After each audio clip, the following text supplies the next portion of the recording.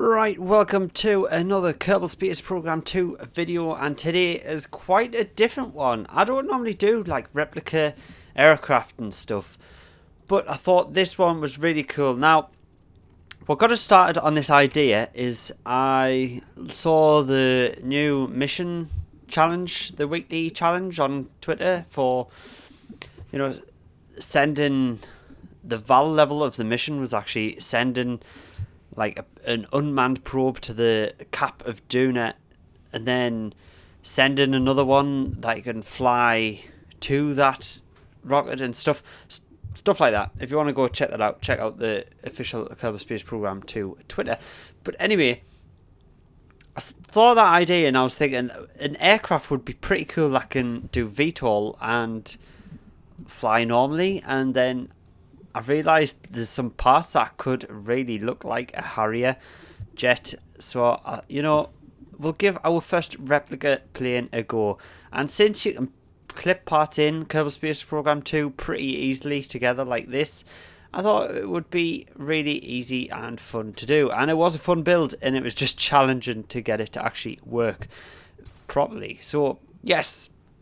Anyway, that was a long-winded intro. Welcome to this video where we are going to be building a Harrier jet in Kerbal Space Program 2. And yes, it does actually surprisingly turn out pretty well.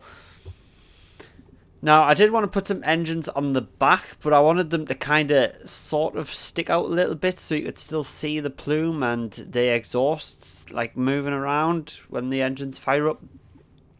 So I had them on the side like that. I know obviously it twists the nozzles in real life to fly, but unfortunately we can't twist the nozzles because we don't have robotics, unlike in Kerbal Space Program 1 with the Breaking Ground DLC. So we have to make do with having 4 separate engines to do the VTOL and to push us forward on the back when we go into just normal flight mode. So yeah, I'm just building ahead here with 3 times, I believe, speed, because this did take quite a while. And I have got a timestamp in the description if I've remembered to where we actually start testing the thing, if you want to do skip to that. Or if you want to just see the end results where we actually fly it on a mission. If we do fly it on a mission, you don't know.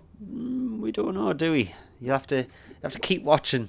Keep that viewer retention up. Anyway, yes. So there we go. We're building the swept wings, but they do have quite an angle on them. So I have put a bit of an angle. I had to change the angle a little bit. It's not as steep. Like the way the wings dip down from the body is not as steep as in real life, because Kerbal Space Program 2 physics just would not allow the thing to take off when they were too angled. They sort of became stabilizers rather than wings. It was weird, so I had to change the angle a little bit. So there's the vertical stabilizer, and then we're just putting the horizontal stabilizer on here. The same with these were quite angled and stuff, but in Kerbal Space Program we had to get rid of that angle quite a bit towards the end, because it was causing some problems with aerodynamics. Let's just put it like that. Yeah, here we go. I might actually speed this footage up a little bit more. I don't know. No, I think I'll leave it. I think it's good at 3 times speed. It's not too disorientating. But whenever I stop and pause like that, I'm just looking at reference images. So if that's what you're thinking. Now I was just wanting to try and get the landing gear as close as real life as possible. So I wanted a dual wheel one in the middle, and then a single wheeled front nose gear, but for the height I couldn't get it like that. But then I realised once we start doing the wings, we put the wing wheels on, that I can actually lower them a little bit more, so I do end up going with a single wheeled gear at the front. I do believe they're a little bit too far back, them the wing wheels, so I should really move them in a later design. I will redesign this and make it function perfectly next time, but for now this is as good as it gets. And there we go. As you can see, it is looking quite nice, but we just need to get the engines on the side for the VTOL. And that's an annoying thing I hate with Kerbal Space Program 2, right?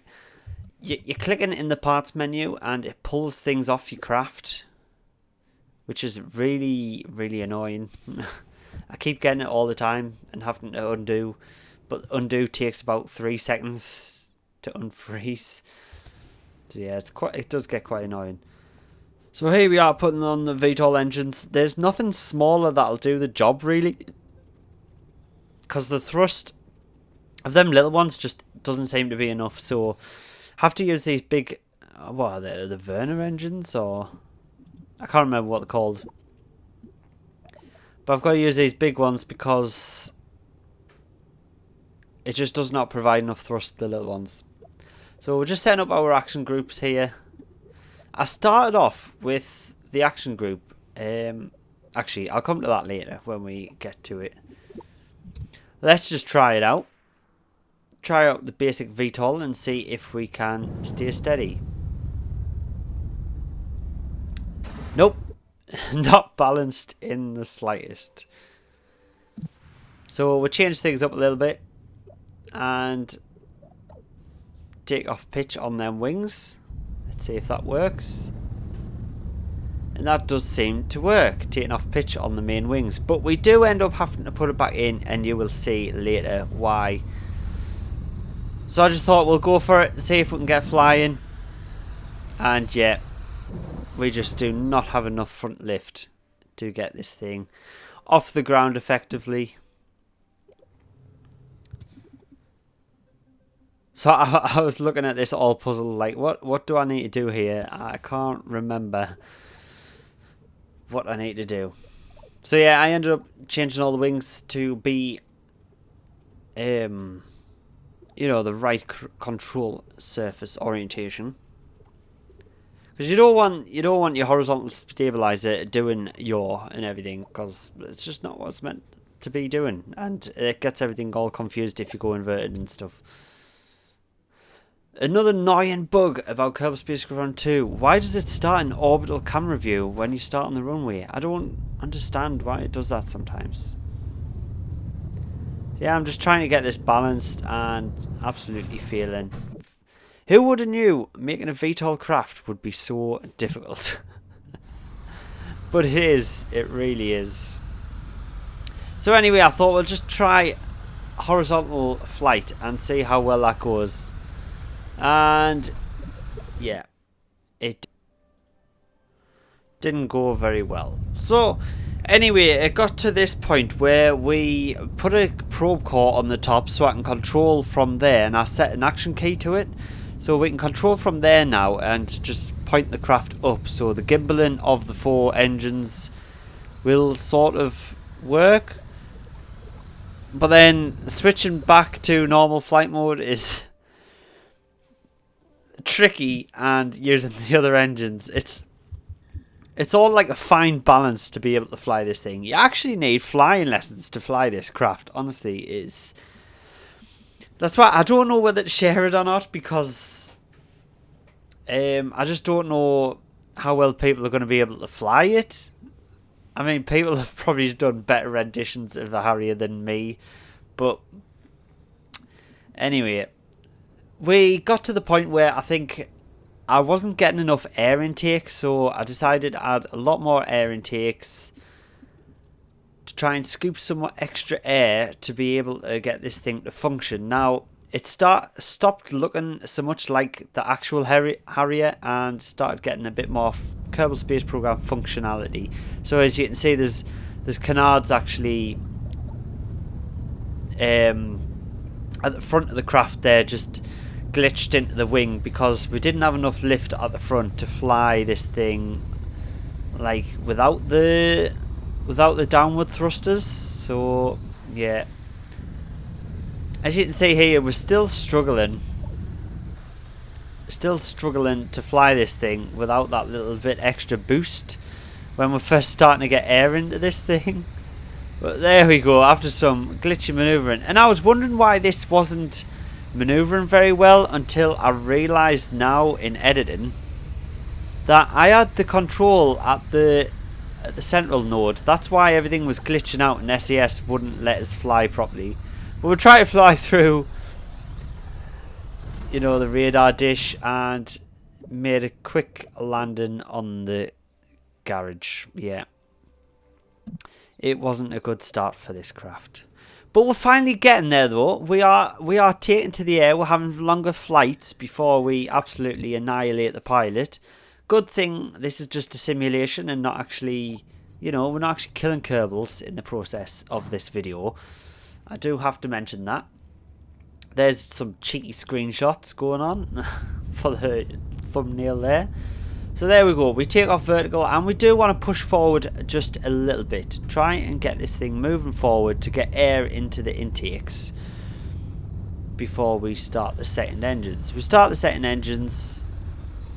And there we go. We switch control to the cockpit,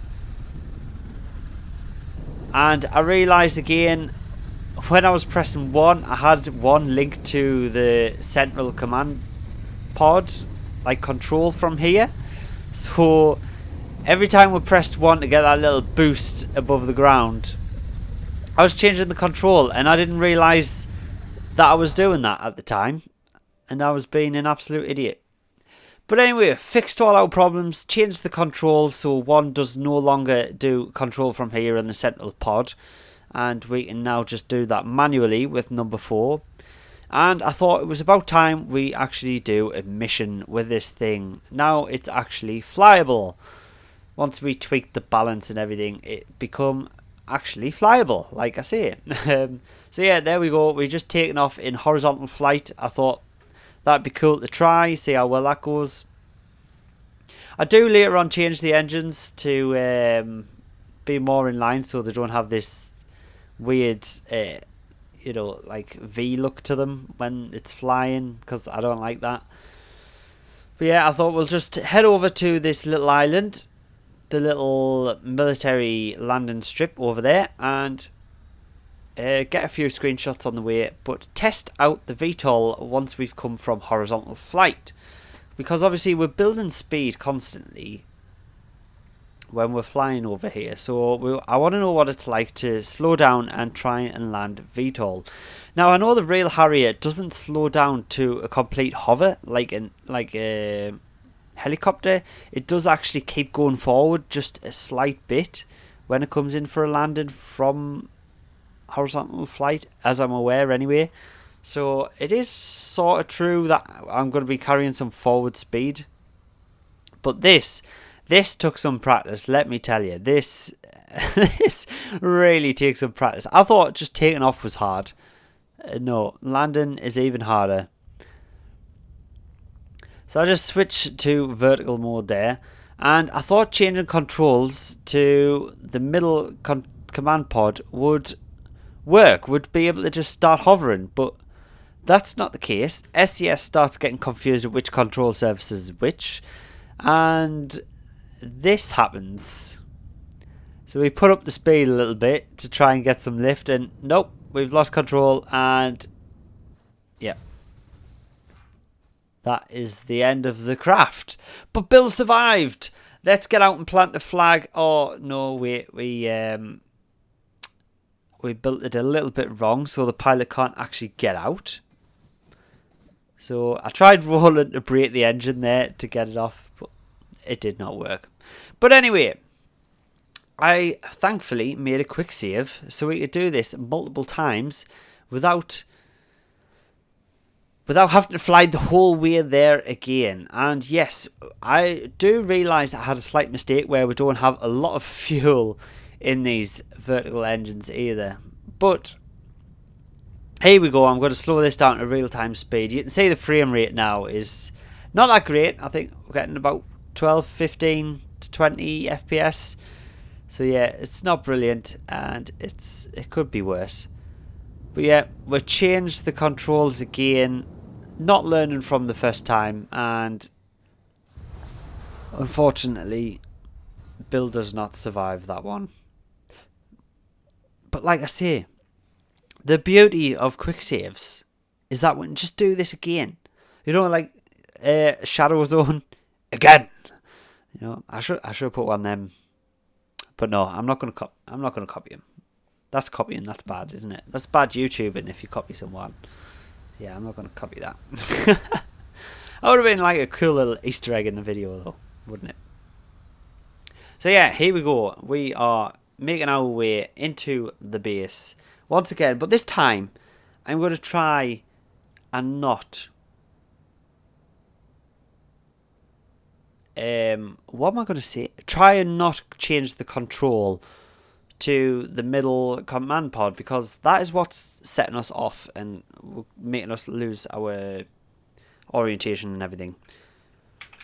So anyway, while we are coming in for a landing, it is random word generator time, because if you've made it this far in the video and you're a loyal fan, you know at this point we'll pick a random word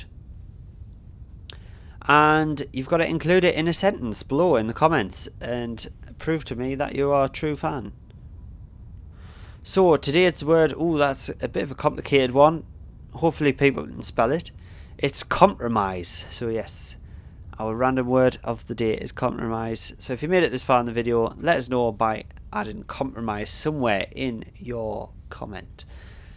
Don't forget to subscribe and like the video, that always helps as well. But here we go, this is our last and best landing attempt of the Harrier Jet in Kerbal Space Program 2. Hopefully it goes well. But yeah, I wanted to get a little bit closer to the hangar. I didn't want to land right on the runway because I thought that was kind of cheating. So yeah, we're trying to bleed off a little bit of speed. I don't want to be coming in too fast. And thankfully, staying in the cockpit control is working really well. But as I say, I kept looking down and realising we were sharply running out of fuel and we need to get down quickly. So I started to panic a little bit and put the engines back on. Changed the control, not learning from my last two attempts. Oh no, this was not the last flight. I don't think this was the last flight. Maybe it was, maybe it wasn't. I don't think it was though. So yeah, not learning from my last mistake. Changed the controls and slowed down far too late. So we overshot the landing pad and something interesting happens here. Have a guess to see what you think is going to happen. I'll let you figure it out. Give you a couple of seconds. Yep.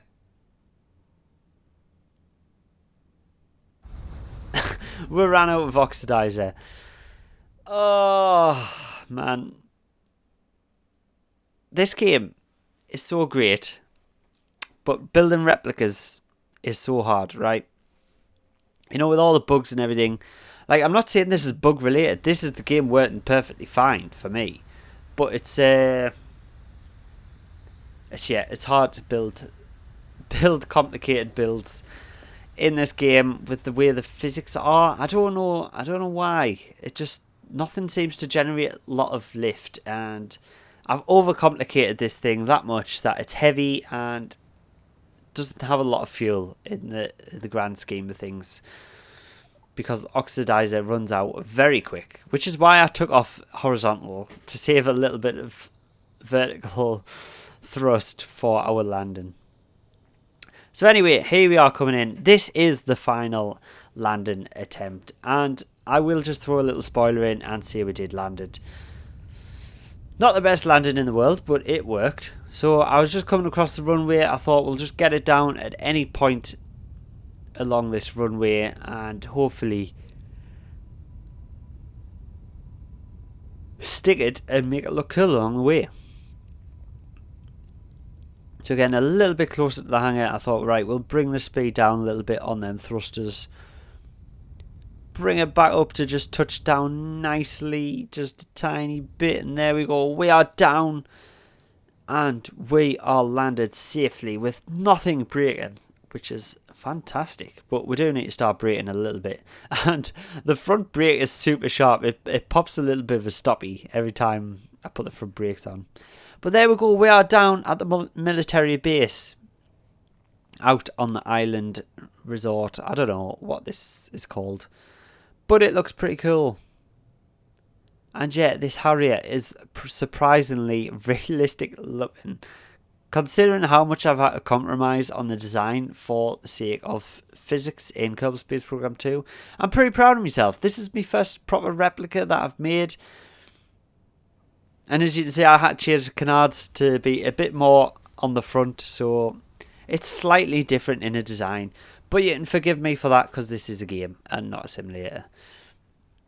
So there we go. Thank you very much for watching. And do feel free to subscribe if you want to see more Kerbal Space Program 2 along with Juno New Origins. And yeah, thank you very much, guys. I'll see you in the next one.